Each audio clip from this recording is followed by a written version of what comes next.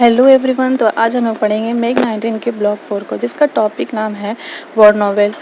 इसके नॉवेल का नाम है शिंडलर्स आर्क। शिंडलर्स आर्क 1982 में थॉमस केल्ने द्वारा प्रकाशित किया गया था।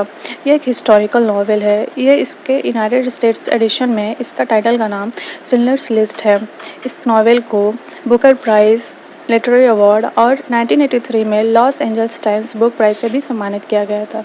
इस नॉवेल में ऑस्कर शिलर की कहानी को दिखाया गया है, जो कि एक शराबी, मुनाफाखोर और वेमेनाइजर थे, लेकिन साथ ही वे जर्मनी की नाजी पार्टी द्वारा कैप्चर किया गया जेविश लोगों को बचाते हुए दिखाई देते हैं, जिसके कारण आज भी उन्हें कई देशों में याद किया जाता है।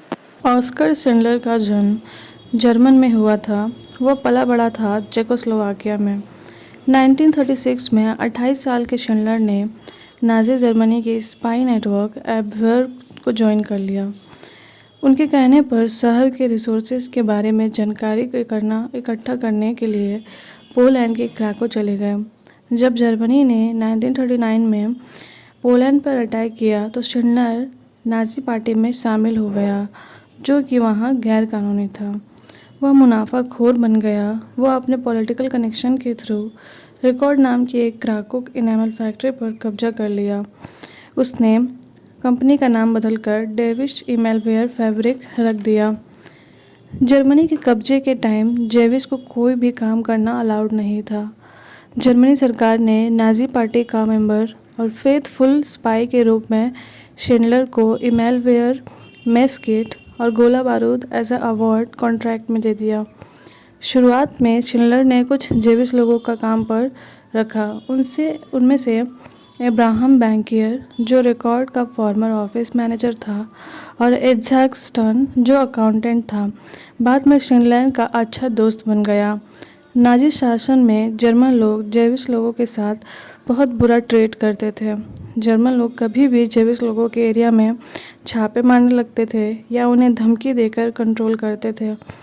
स्टर्न को क्राको के जेविश लोगों के दुर्दशा के प्रति शिंडलर की सहानुभूति का एहसास होता है।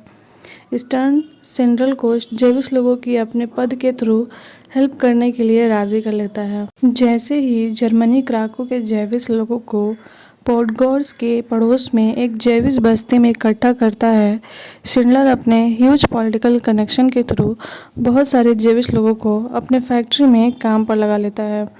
साथ ही नाजी शासन में पैंतरेबाजी करके दूसरे जेविश समर्थकों को खोजने लगा।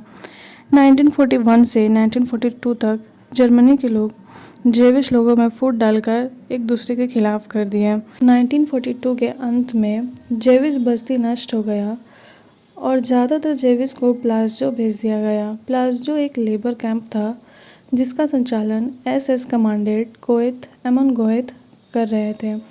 जेविश लोगों के प्रति बढ़ती हिंसा देखने पर शिंडलर को अपने लेबर के प्रोटेक्शन के लिए रिश्वत का सहारा लेना पड़ा।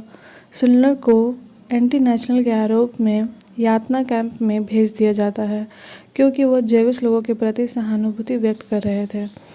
वह यातना कैंप से भाग जाते हैं और अपने जैसे विचार वाले लोगों के नेटवर्क बनाता है, जिसमें ऑस्ट्रेलियन डेंटिस्ट और जियोनिस्ट बचाव ऑर्गेनाइजेशन, जो बुडापेस्ट में है, में शामिल हो गया। शिंडलर संगठन के पैसों को क्राको में स्मगल करके लाता और शहर में जेविश लोगों के हेल्प में खर्च करता था। गोएथ जेविश लोगों पर बहुत अत्याचार करता था। छोटी सी गलती के लिए मौत की घाट उतार देता था। शिंडलर गोएथ से हेट करता था, फिर भी उसे अपना लेबर और जेविश कैदियों की रक्षा के लिए भरपूर रिश्वत देना पड़ता था और उसे एक अच्छे दोस्त की तरह बिहेव करना पड़ता था। जेविश दोस्तों ने शिंडलर को प्लाज़्जो के अंदर के जीवन और नाजी पार्टी के अत्याचार के बारे में बताया। उनकी परिस्थितियों को देखकर शिंडलर ने डीएफ में एक न्यू प्लाज़्जो बनाने के लिए सोचा। वह जर्मन सेना के लिए गुप्त हथियार बनाने के प्रोडक्शन के आड़ में गोएथ को मना लेता है। वह जेविश लोगों को हेल्प के लिए डीएफ का उपयोग करता है। एसएस गार्ड को कैंप में एंट्री करने में भी मना कर देता है। इस टाइम में डीईएफ में ज़्यादातर जेविश लोग ही थे। वह काला बाजारी का शौकीन बन जाता है, जो एसएस कमांडेंट को दूर रखने के लिए पैसे खर्च करके खुश करता है। 1944 में जर्मनी वार में हार रहा था क्योंकि सोवियत पोलैंड में जर्मनी के कब्जे को ख़त्म करना शुरू कर दिया। गोएत के अत्याचार भी बढ़ गए थे। नाज़ी पार्टी ने प्लाज़ो को, जो कि एक लेबर कैंप था, यातना कैंप में कन्वर्ट कर दिया। लेकिन गोएत को मौत की सज़ा देने के लिए पहले परमिशन लेना पड़ता था, जिससे कैदियों को थोड़ी सी सांस लेने की जगह मिली। जर्मन सरकार ने डीईएफ को बंद करने का आदेश दिया और जेविश लोगों को वापस मेन कैंप में भेज दिया गया। जेविश लोगों क्राको में कहीं भी काम करने की परमिशन नहीं थी। स्टर्न के हेल्प से शिंडलर प्लाज़ो में 1200 लेबर को लिस्ट तैयार करता है, जो डीईएफ के कामकाज के लिए इम्पोर्टेंट थे। हार मानने के बजाय वह अपनी फैक्ट्री को मोराविया में ब्रिनलेट्स ले गया और इस सूची का यूज़ लोगों को निकालने के लिए करता है। बहाना ये था कि वे अच्छे लेबर थे। शिंडलर अपना सारा संपत्ति जेविश लोगों को दूसरी फैक्ट्री में भेजने में खर्च कर दिया। 800 से अधिक लोगों को वह भेज देता है, महिलाओं को भी बचा कर लाता है। इन सब के लिए काला बाजारी के पैसे और कनेक्शन का यूज़ करता है। शिंडलर ने जेविश लोगों को अपने बचाव के लिए हथियार भी दे रखा था। जब 8 मई को वार खत्म हुआ तो शिंडलर जर्मन वार के प्रॉफिटियर या मुनाफे के तौर पर रशिया द्वारा फांसी से बचने के लिए भाग जाता है। अमेरिकन को शिंडलर और उनके समूह के बारे में जानकारी मिलती है। तब शिंडलर ने जेविश लोगों के सिग्नेचर लेटर और अपनी कहानी उन्हें बताई, जिससे वो वहाँ से बच निकलते हैं। वार के बाद ब्रिनलिट्स के कैदी धीरे धीरे दुनिया में छा जाते हैं। कई अमेरिकन या फिलिस्तीन के उस हिस्से में की ओर बढ़ते हैं, जो बाद में इजराइल बन जाता है। युद्ध के बाद शिंडलर ने नाज़ी वार के दोषी का इम्पोर्टेंट इन्फॉर्मेशन दिया, जिससे उन्हें रेशियल ट्रेटर बोलकर बहुत हैरेस किया गया।